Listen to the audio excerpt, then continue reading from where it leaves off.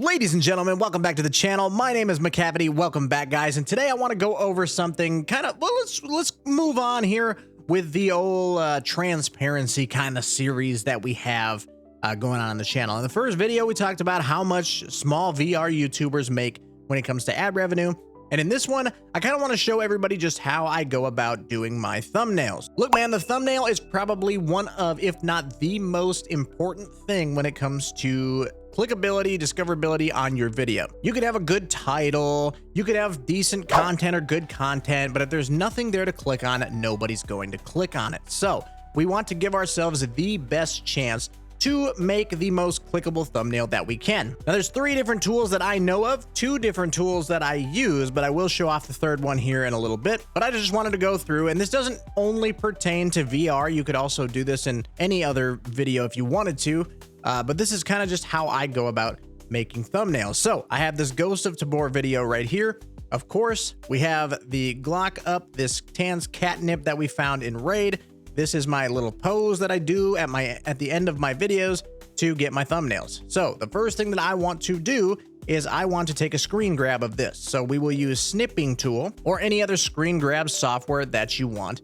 And this part doesn't have to be over the actual like entirety of the image. So we'll just go ahead and we'll grab that and we'll go ahead and save it. Now you're gonna open up your photo editor. I do 1280 by 720. This is the standard size for a YouTube thumbnail. And we're going to go ahead and we're going to Control V that in here. We want to kind of like size it up to where I think it would look good right there, because we'll add a background later, something like this. Now in Photoshop, we want to cut this out. We want this to be cut out. And one thing that we can do in Photoshop is they have this select subject right here. If you click that, it's actually very awful. I hate Photoshop's like selection tool, but you can go ahead and come in here and fix it, you know, etc., etc. Get everything that you need. This is just going to be a rough, dirty video, probably, you know. Well, we want the catnip here and the other hand. Now I'm not going to go through and do my whole process of trying to cut this out perfectly, but when you have a rough cut of what you want, I do want to fix this because it's driving me absolutely crazy. Then you can come down here and you can either smooth it out, you can feather it. I'll just smooth it out by like 5 pixels. We'll Control C, Control V.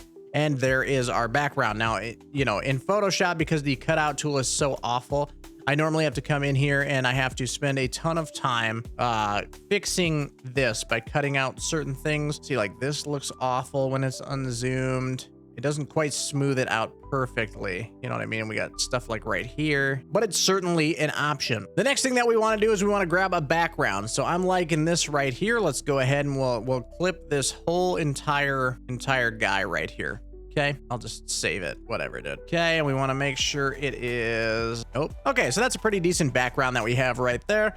We can go in, we can kind of edit this a little bit, make it bigger, make it smaller, make it whatever. I always like to goof with the background first, so a lot of people don't do it this way. This is how I do it. I come into filter, I go to camera, raw filter. In here, you can literally change everything that other tutorials will show you. You can brighten up the image, which we will do.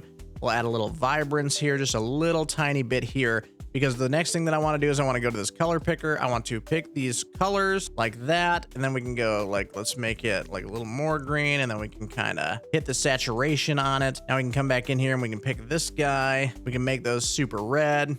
Okay, we'll do that, sure. Now I want to goof with the sky, so we'll go select sky, and it'll kind of copy this out here. And it gets kind of wonky every once in a while. Photoshop, again, not that great. I don't know why like people are like obsessed with Photoshop, because it's actually not super great, but okay, we'll just call that good for now. I'm gonna Control C, Control V. Now what I'm gonna do is I'm gonna double click that, and I'm gonna come over here and add a color overlay to it, like a rough kind of blue here. And then I like to add my own clouds in there as well. So I have gone out and I found a bunch of different clouds here.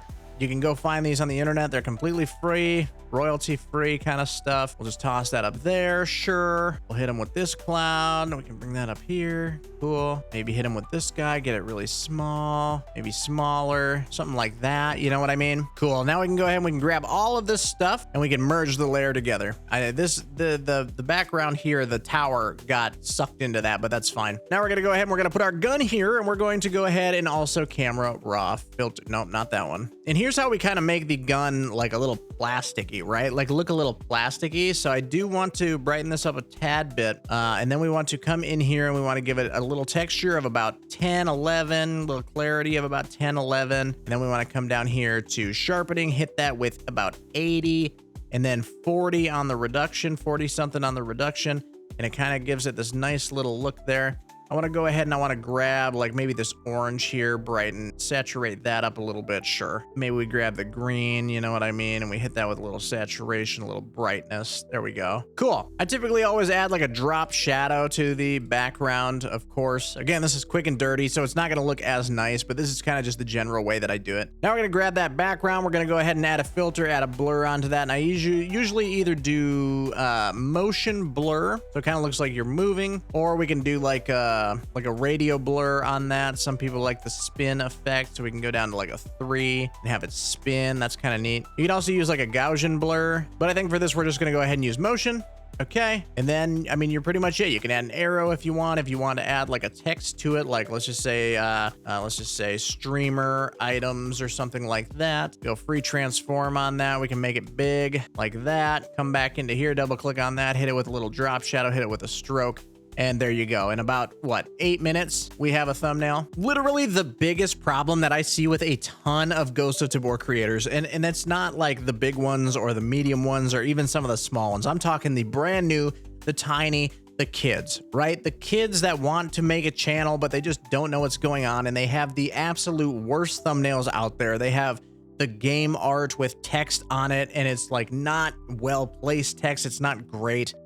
Things like that. You're not going to get discovered if you're doing things like that. Okay. And a lot of us still aren't discovered by doing it this way. Or, you know, some people try to do these weird things where they take the main cover art character and do stuff with it. It's like, bro, I understand that you're trying to be unique. You're trying to, you know, make yourself stand out, but there's a reason that most Tabor content creators use this style of thumbnail. It's because people click on it. That's the problem. So, you know, I see a lot of these videos that have been out for a week and they have 50 views, or, you know, like most of my thumbnails get at least 50 views in the first like couple hours. So it's wildly important that if you are making content that you think is good, that you want people to find, that you actually have a decent thumbnail to click on. You might have the best content in the world, but if your thumbnail is ass, nobody is going to click on it. So I just want to try to help some new creators out. And I hear what you're saying, right? I don't have Photoshop. Photoshop's too expensive. It is expensive. And honestly, it's not even that great. So let's get rid of Photoshop. Okay. We're not using Photoshop anymore.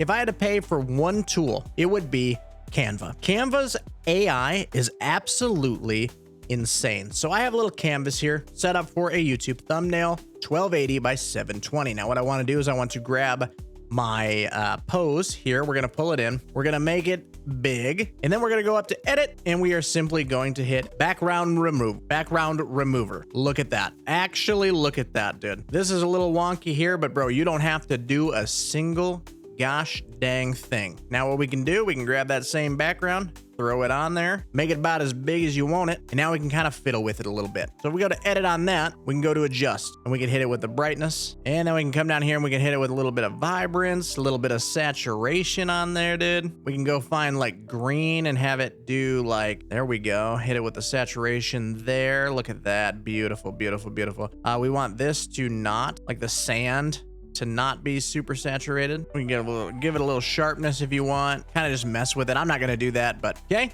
So there we go. There's a decent background. The sky, I'm not exactly sure if you can even change the sky in Canva. I haven't messed with this super much, but I'm sure there's a way to do it. And then we can grab this blur tool right here. We can click on the whole image and we can just say we want to come up here a little bit. That might be a little too much even. Sure. Let's just do that, right? Now we can right click it and we can send it backwards. And here's our image right here. Now we can click on this guy and we can adjust that as well. Brightness, of course, we can come in here and we can be like, oh, look at this. Then after you're done with it, you can click on text. You can come down to whatever you want to use and we can do our text streamer item. Now we can hit an effect on the streamer item. We can give it an outline. Let's give it like a black outline, a little bit smaller thickness right there.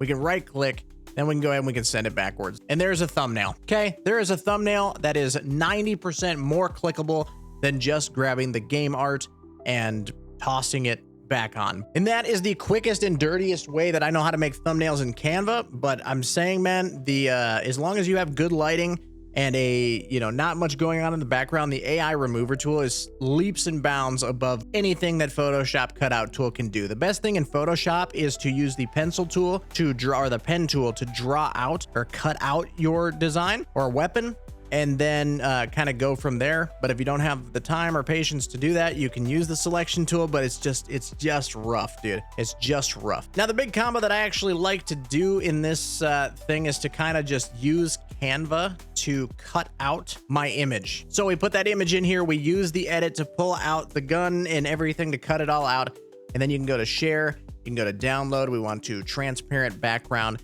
and then you can download that. And then I bring that into Photoshop so I don't have to mess with it a ton in order to have the gun how I want it to be. Now, if you want to use a tool like Photoshop but don't have the money to use Photoshop, you can only buy one thing. I would recommend paying for Canva, because the pro membership includes a ton of stuff. It's super good. And then if you were looking for something else to pair that with, you could use an application called Photopea. Now, Photopea is an open source free Photoshop clone that you can use in your browser. So for example, we go new project. Let's just say we want to do, that's YouTube cover, YouTube thumbnail. Okay, we're gonna create that. Now what we can do is we can bring in our background just like we did before, make it as big as we want it. We can filter, we can camera raw in here. I don't know how to do color very well in here, but you can do like saturation, kind of make the greens pop a little more at least. We can hit okay. I don't know if you can select the sky or not. That doesn't seem to be an option. I'm sure you can trace it. Now what we can do is we can go, oh, look, I went to Canva and I pulled this out. Now I can copy this into here, and now we can kind of just warp it to our liking here. Sure, that looks big enough. You can kind of filter, camera raw that, make this brighter, a little brighter here, add a little saturation onto it. We can give it a little texture, a little clarity. We can hit okay. We can go to the background. We can filter. We can do the same thing that we did before. We can do a blur. We can do a motion blur. We do like a 12 pixel or 10 pixel at like 90%. We can add a text box. I don't think this has impact. That is the text that I like to use. I don't think it has that. That's okay. We can do that. We can make it, we'll just color overlay it white so I don't have to goof with it. We can hit it with a drop shadow. We can hit it with a stroke. Boom. That's the free application right there, Photopea. This right here, also 90% more clickable than using the game art in your videos. Also, come in here and add like a drop shadow to that. I think Photopea is something that Proxy Boom uses. I don't have a lot of experience with it, but it is free to use, so go ahead and use that to make your thumbnails look a lot better. And that is my quick and dirty way of doing thumbnails on YouTube. It takes me like 8 to 10 minutes per video when I want to make a thumbnail if I know what I'm doing. But I just kind of wanted to say, like, I'll scroll through YouTube sometimes to see what's going on in the community.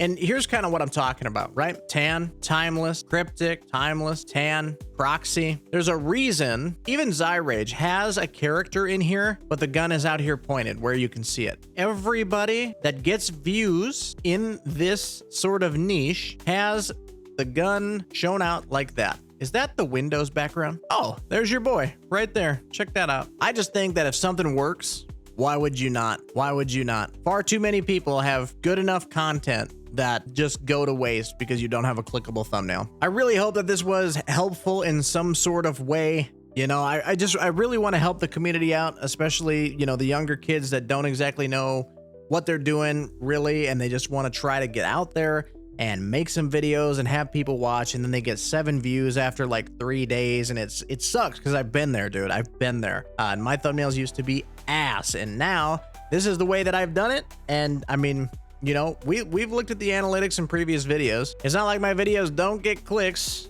right? You know, some do, most do, some don't. But along with the title, you need an absolute banger clicker thumbnail. And I just wanted to provide some insight on how I look at creating thumbnails and stuff for the community and for, you know, other gamers who are trying to understand how to build thumbnails and build a channel.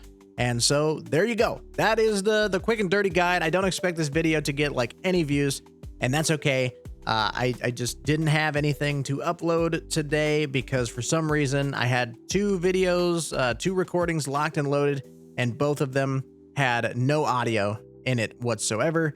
And that was a bummer, and that sucked, and I didn't know what else to do. And I was like, oh, well, I'm making this thumbnail anyway. Maybe I'll just make a video on how to make thumbnails. So anyways, guys, that's a video. If you liked it, like it, subscribe to stay up to date on all my latest content, and I will see you in the next one. Take care.